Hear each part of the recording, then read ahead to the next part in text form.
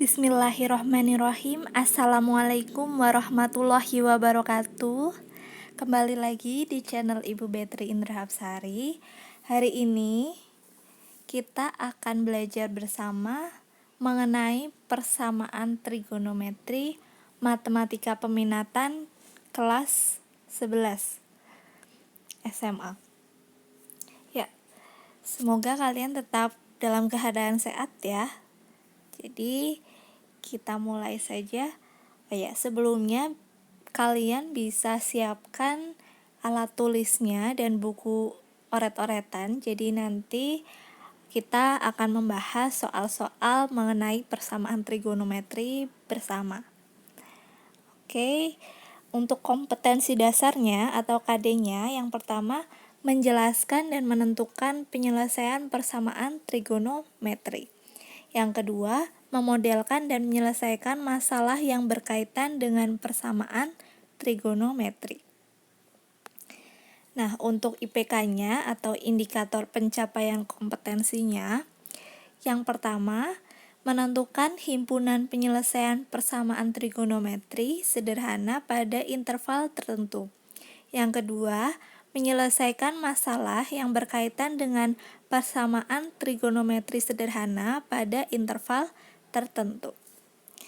Nah, untuk tujuan pembelajarannya melalui kegiatan pengamatan dan diskusi, kalian dapat yang pertama menentukan himpunan penyelesaian persamaan trigonometri sederhana pada interval tertentu. Yang kedua, menyelesaikan masalah yang berkaitan dengan persamaan trigonometri sederhana pada interval tertentu.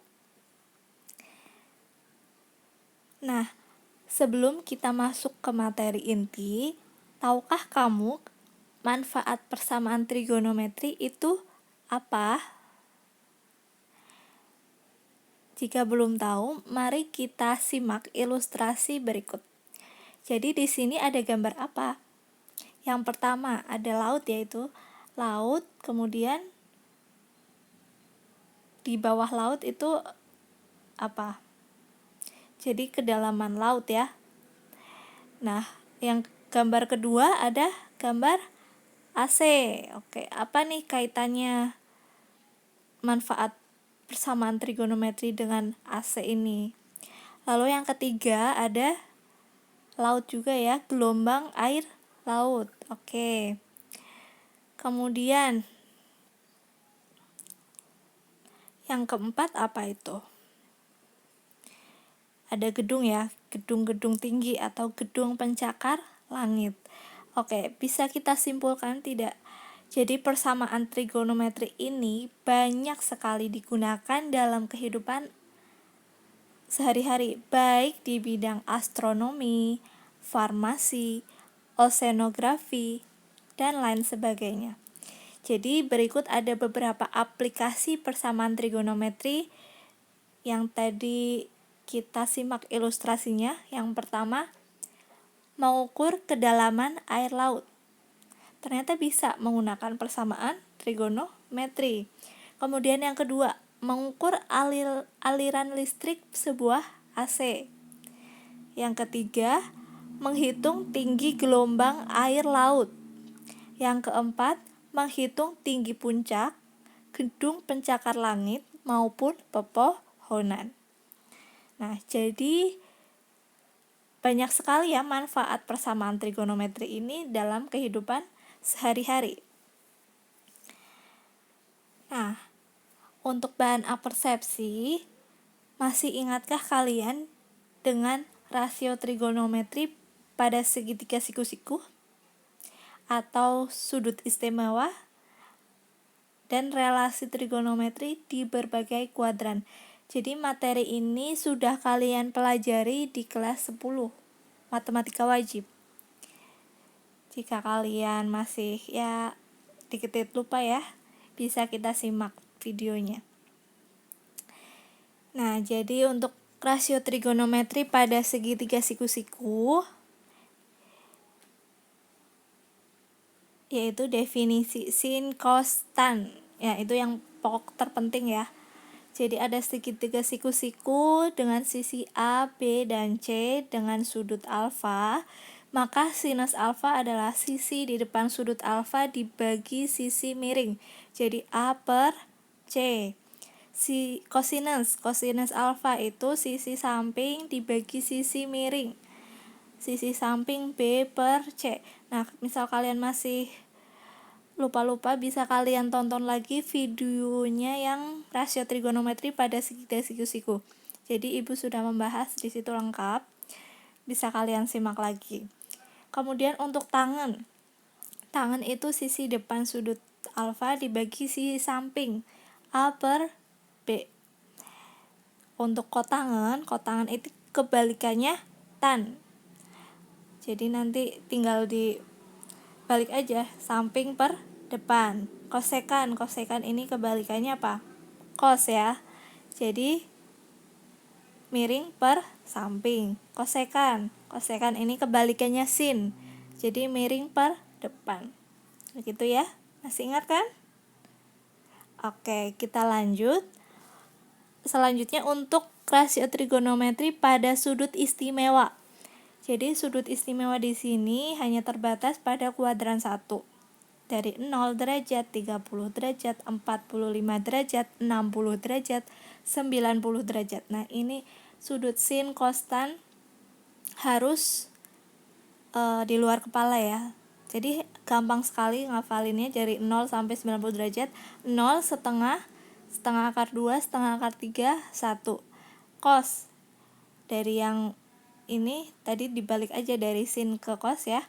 1, setengah akar 3, setengah akar 2, setengah, dan 0. Kemudian tan, jika kalian lupa, dari 0 per 3 akar 3, 1 akar 3 tak terdefinisi, bisa kalian pakai definisi tangan adalah sin per cos.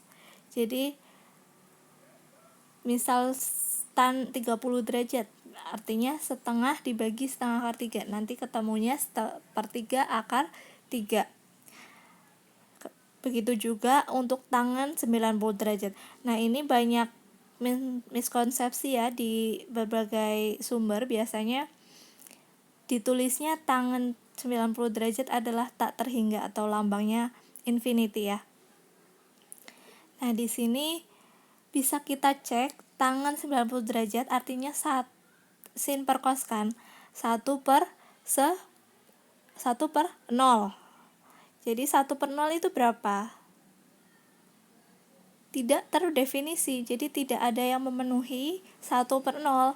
Jadi tangan 90 derajat adalah tak terdefinisi. Oke, bisa dipahami ya? Nah, yang selanjutnya relasi trigonometri di berbagai kuadran. Jadi sudut berelasi yang pertama kuadran 1 dari 0 sampai 90 derajat, kuadran 2 90 derajat sampai 180 derajat, kuadran 3 180 derajat sampai 270 derajat, kuadran 4 270 derajat sampai 360 derajat. Nah, di sini selain kalian paham letak-letak kuadran, kalian juga harus paham mengenai sifat-sifat di berbagai kuadran ini. Jadi kuadran 1 itu yang positif adalah semuanya. Jadi all. Baik sinus, kosinus, tangen, dan sebagainya ya. Nah, kuadran 2 itu yang positif apa? Sin. Ya, masih ingat ya. Kuadran 3 tangen. Kuadran 4 cos. Nah, ini penting sekali kalian cermati lagi untuk persamaan trigonometri yang akan kita bahas nanti. Oke, sudah cukup jelas ya. Nah, langsung aja kita ke materi inti. Jadi, ibu akan memaparkan sebuah permasalahan mengenai persamaan trigonometri. Jadi, ada seorang ilmuwan akan meneliti ketinggian air dalam meter di suatu pelabuhan diperkirakan dengan rumus Y sama dengan 4 cos 20 T derajat ditambah 7, dengan T adalah waktu dalam jam yang diukur dari hari Selasa pukul 12 siang. ketinggian air mencapai 9 meter akan dicapai pada hari yang sama pukul berapa? Nah, jadi ini termasuk soal yang menggunakan berpikir kritis ya, karena ini soal cerita. Kalian harus memahami dulu apa yang diketahui, apa yang ditanyakan, kemudian bagaimana strategi untuk memecahkan permasalahan ini. Ya, kita bahas bersama. Jadi dari permasalahan tersebut, informasi apa saja yang kalian dapatkan? Oke. Nah, diketahui persamaan trigonometrinya adalah Y sama dengan 4 cos 20 T derajat ditambah T, diukur pada hari Selasa pukul 12. Ditanyakan ketinggian air mencapai 9 meter akan dicapai pada hari yang sama pukul berapa? Nah, jadi kita misalkan nih 4 cos 20 T derajat sama dengan 4 cos 20 T ditambah 7 sama dengan Y. Nah, Y ini kan ketinggian ya. Ketinggiannya kita substitusikan menjadi 5 meter. Jadi 4 cos 20 T ditambah 7 sama dengan 9.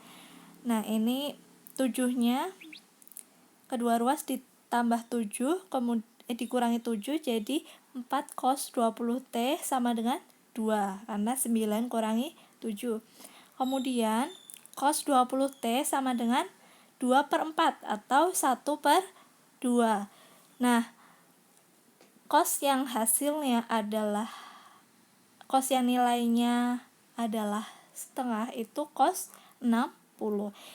Jadi bisa kita jabarkan 20T sama dengan 60 ditambah K kali 360 derajat. Oke, nanti kedua ruas dibagi dengan 20, jadi T sama dengan 3 plus 18 K.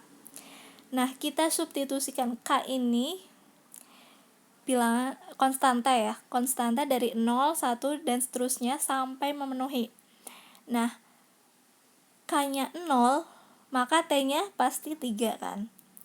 Kalau K-nya 1, 21. Nah, atau yang kedua adalah 20T sama dengan min 60 derajat plus K kali 360 derajat. Sama, kedua ruas dibagi 20 dihasilkan T sama dengan min 3 plus 18K. Jadi kalau K-nya 0, T-nya min 3. Nah, di sini min 3 masa waktu negatif. Kan tidak mungkin ya. Jadi untuk K-nya 0 ini tidak memenuhi persamaan. Nah, untuk K-nya 1, T-nya 15. Nah, yang memenuhi adalah berapa? Kan ketentuannya harus dicapai pada hari yang sama ya. Berarti tidak boleh lebih dari 24 jam. Jadi 12, tadi kan pukul 12 kan? 12 ditambah berapa? Yang pertama T-nya 3, T-nya 21, dan T-nya 15. Kalau T-nya 3 masih memenuhi ya, di pukul 15.00. Kalau T-nya 15, berarti kan 12 ditambah 15, artinya pukul berapa? 27 ya, 27 itu berarti jam 3 pagi. Jam 3 pagi itu sudah lewat hari, tidak dicapai pada hari yang sama, hari yang Selasa itu. Jadi ini tidak memenuhi juga. Jadi ketinggian air mencapai 9 meter akan dicapai pada hari yang sama pukul 12.00 ditambah 3 jam, jadi 15.00. Begitu ya. Bisa dipahami? Bisa ya? Oke. Nah, jadi bisa kita simpulkan pengertian persamaan trigonometri adalah persamaan yang memuat satu atau beberapa fungsi trigonometri dari berbagai sudut yang belum diketahui. Nah, di sini persamaan trigonometri sederhana. Untuk sin X sama dengan sin alfa, itu penyelesaiannya adalah, ini biasanya satuan derajat atau satuan radian, ini sama saja, cuma berbeda format aja. Jadi kalau sin itu X sama dengan alfa plus K kali 360, karena sin itu positif di kuadran 1 dan di kuadran 2 ya. Yang kuadran 2 artinya X sama dengan 180 derajat min alfa ditambah K kali 360 derajat. Nah, untuk cos itu X-nya sama dengan plus minus alfa plus K kali 360 derajat. Kenapa minus? Seperti yang tadi kita bahas soalnya ya. Kenapa ada yang minus? Karena cos ini positif di kuadran 1 dan kuadran 4 ya. Nah, kuadran 4 itu sudut berelasinya adalah min alfa. Jadi, kenapa penyelesaiannya itu ada min alfanya? Nah, untuk tangen ini X sama dengan alfa plus K kali 180 derajat. Nah, ini karena itu satu periodenya itu 180 derajat saja, jadi di sini sudutnya itu bukan dikali 360 tapi 180 derajat. Nah, ini untuk masalah 1 dan masalah 2 bisa kalian coba sendiri ya. Bisa coba kalian sendiri. Nah, ini untuk rangkumannya. Untuk kuisnya juga mungkin di kesempatan selanjutnya bisa kita bahas lagi. Ya, cukup sekian pembelajaran hari ini. Semoga bermanfaat. Kurang lebihnya Ibu mohon maaf. Tetap semangat belajar. Ibu akhiri. Wassalamualaikum warahmatullahi wabarakatuh.